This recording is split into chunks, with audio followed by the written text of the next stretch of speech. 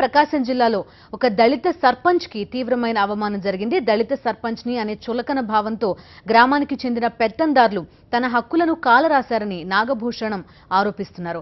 పామూరు మండలం కోడిగుడ్లపాడుకు చెందిన ఆయన 2013లో సర్పంచ్ గా ఏకగ్రీవంగా ఎన్నికయ్యారు.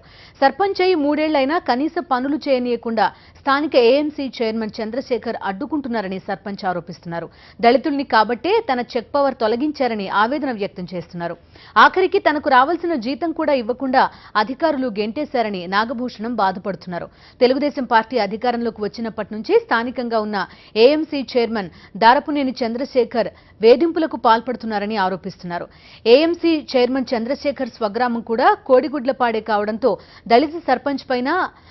దళిత సర్పంచ్నైన తనపై కక్షపూరితంగా వ్యవహరిస్తున్నారని ఆవేదన వ్యక్తం చేస్తున్నారు. ఎండీఓ ఆఫీసులో సర్వసభ్య సమావేశం జరుగుతుండగా బయట చెప్పులు కుట్టుకుంటూ తెలుగుదేశం జెండా పట్టుకుని సర్పంచ్ నాగభూషణం నిరసన తెలిపారు.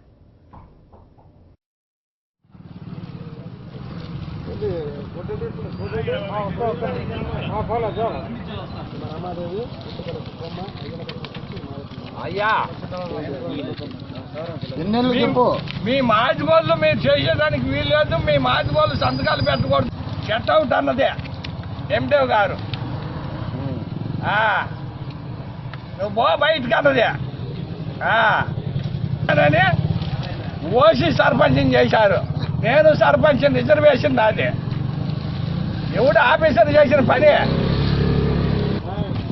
న్యాయం కోరుకుంటున్న అధికారులను వచ్చి ఎన్నికోట్లు పెట్టి పనులు చేసి